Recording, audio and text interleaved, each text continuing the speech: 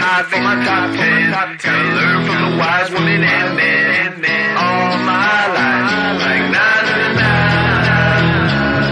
for my top 10, top 10, top 10, 9. This one's for my top 10. Hey, it's Evan Carmichael, and I make these videos because chances are you are the most ambitious person in your circle, but you know you're capable of more, and you get that push by surrounding yourself with the best. So today, let's learn from one of the best, Kamala Harris, and my take on her top 10 rules of success. Enjoy. Okay, let's kick it off with rule number 1, be kind. I think that the people who are the strongest people are like, if they see somebody fall, they go to help pick them up. Like, that's a sign of strength. It's actually stronger to be kind than it is to be mean. And that's a winning argument every time. Rule number 2, fight back. There is no question that everything that we have been talking about in terms of everything from criminal justice reform to climate change to immigration, this is now really on the line. There is no guarantee that we are any closer than ever before, and we may actually be further behind. And when I look at my little nephew and he looks up at me, he's looking at me for inspiration, and I'm trying to find the words to tell him something that makes him feel better. And so I actually, because he loves superheroes, I started to say, well, you know how like your superheroes, like when they're facing a challenge and like the mean guys are coming at them, what do? And he said, they fight back. And I said, yeah, so we have to be like superheroes. And it's okay to have emotion. Superheroes, all good ones, have emotion. But we're gonna have to fight. Rule number 3, understand people. How has being the daughter of both Indian and Jamaican immigrants shaped your identity and your politics? Well, I've always been who I am. So I think that the challenge is to maybe help other people understand what that means. But for me, it was growing up with a lot of cultural pride. It was about growing up and learning practically from the day I was born about the commonalities among people, regardless of where they were born or what languages spoke, by their grandparents or how their last names are spelled. I learned really from the moment of birth how much people have in common. And that guides me through today, especially when we now have such powerful forces in our country that are trying to sow hate and division among us and have people point fingers at each other. It is actually not only, I think, immoral and wrong, it's actually it's ignorant, because it overlooks the fact that when you really understand people, you know that most of our urges, most of our desires for ourselves and our families are universal in nature. Rule number 4, serve others. My mother taught me that service to others gives life purpose and meaning. And oh, how I wish she were here tonight, but I know she's looking down on me from above. I keep thinking about that 25-year-old Indian woman, all of 5 feet tall, who gave birth to me at Kaiser Hospital in Oakland, California. On that day, she probably could have never imagined that I would be standing before you now and speaking these words. I do so committed to the values she taught me, to the word that teaches me to walk by faith and not by sight, and to a vision passed on through generations of Americans, one that Joe Biden shares, a vision of our nation as a beloved community, where all are welcome, no matter what we look like, no matter where we come from or who we love. A country where we may not agree on every detail, but we are united by the fundamental belief that every human being is of infinite worth, deserving of compassion, dignity, and respect. A country where we look out for one another, where we rise and fall as one, where we face our challenges and celebrate our triumphs together. Also, if you want to build more confidence, the science says it can take up to 254 days of consecutive action to successfully build a habit. So I've created a free program for you where every day for 254 days, I will send you an unlisted video to your email, absolutely free, to help you build your confidence. The link to join is in the description below.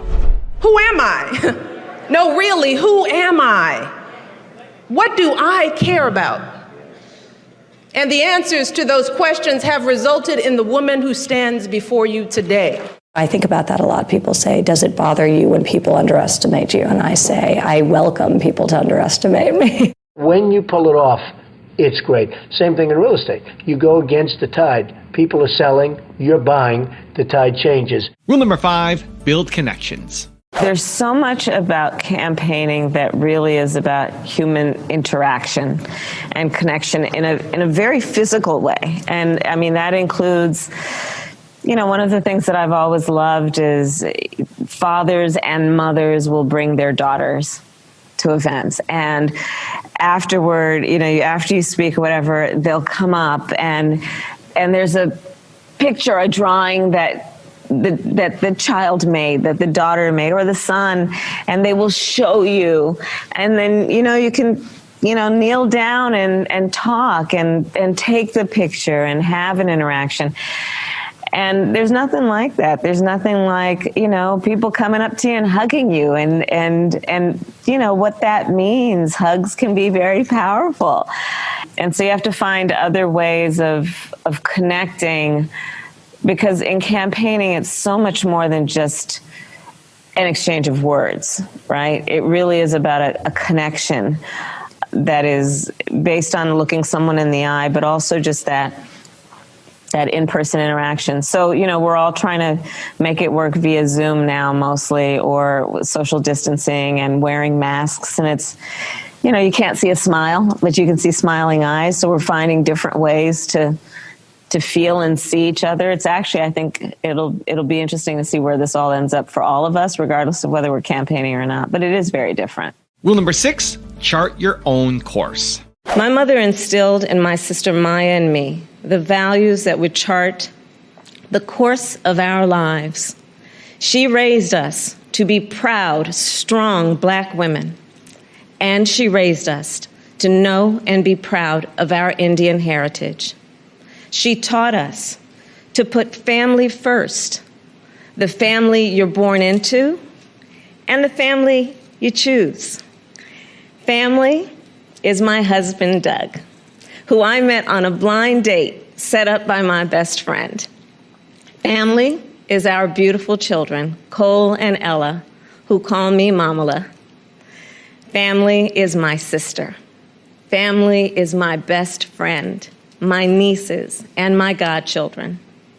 Family is my uncles, my aunts, and my chitties. Family is Mrs. Shelton, my second mother, who lived 2 doors down and helped raise me. Family is my beloved Alpha Kappa Alpha, our Divine Nine, and my HBCU brothers and sisters. Family is the friends I turn to when my mother, the most important person in my life, passed away from cancer. And even as she taught us to keep our family at the center of our world, she also pushed us to see a world beyond ourselves. She taught us to be conscious and compassionate about the struggles of all people, to believe public service is a noble cause, and the fight for justice is a shared responsibility. Rule number 7, speak the truth. A lot of the work I've done has been inspired by people I've met. And probably the first person who inspired me to do everything I do is my mother, who I talk a lot about in the book. And it was an attempt to write about the policy priorities through the lens of personal experiences, but also, especially at this moment in time, to talk about the fact that we also have so much more in common than what separates us as a people.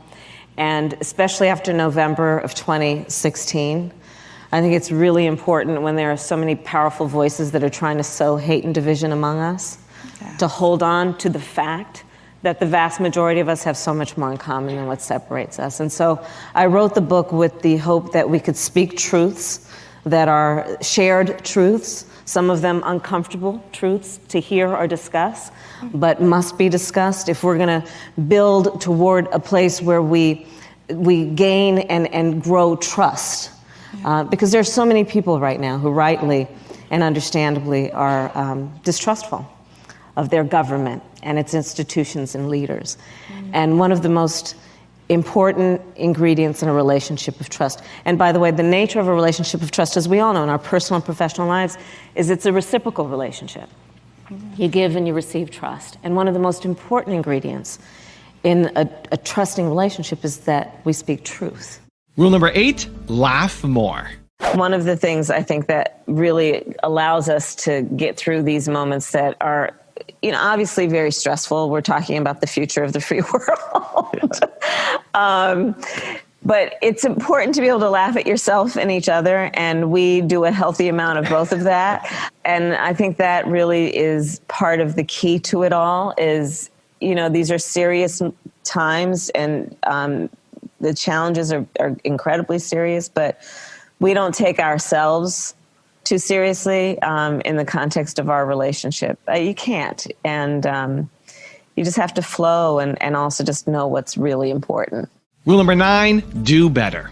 Here's the thing. None of us are free until all of us are free. So we're at an inflection point. The constant chaos leaves us adrift. The incompetence makes us feel afraid. The callousness makes us feel alone.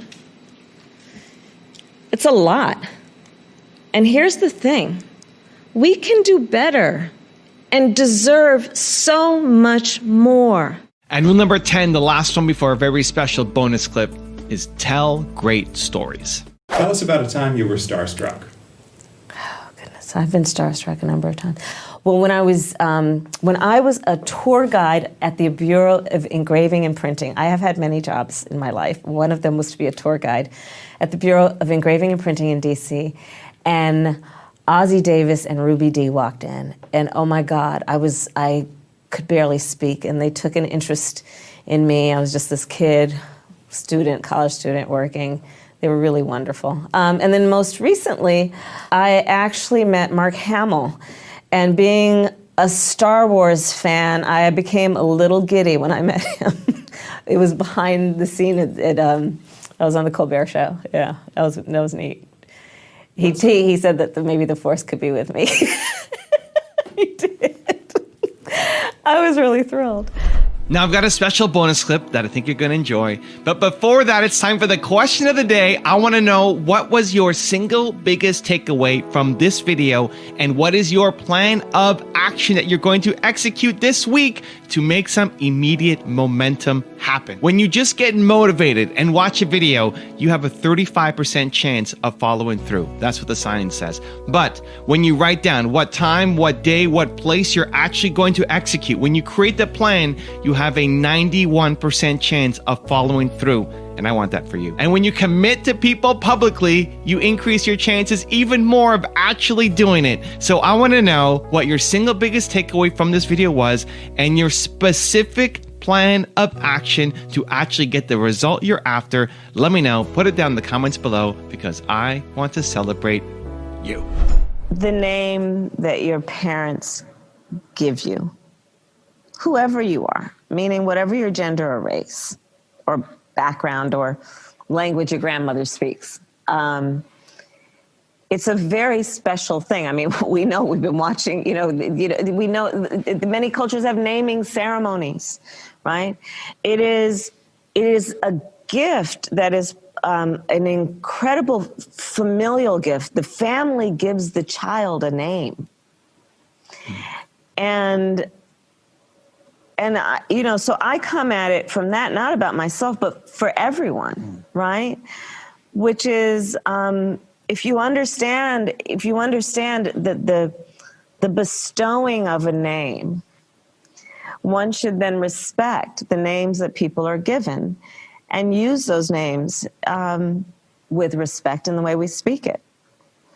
And that's how I think about it, just as a general matter. I mean, sometimes my team will give me in a acknowledgement card names of people to acknowledge at events, and just their title and last name is there. And I'll always say, what's their full name? And maybe that comes from my own experience with my name. But I think names are very important. I tend to address people by their full name and not use the shortened version. And I don't think I've ever realized that I do that. I don't do that consciously, but it's what I've always done. I think that names are important. And I will say often to young people that I meet on the trail, and they'll say, well, my name is John. And I'll say, what's your last name? Right. Like, what? You speak your family's name, man. It's just, I think it's about respect, and it's about respect for all that comes with a name, right? Which is, it's also about family, and that everyone comes from somewhere. And I think that's important.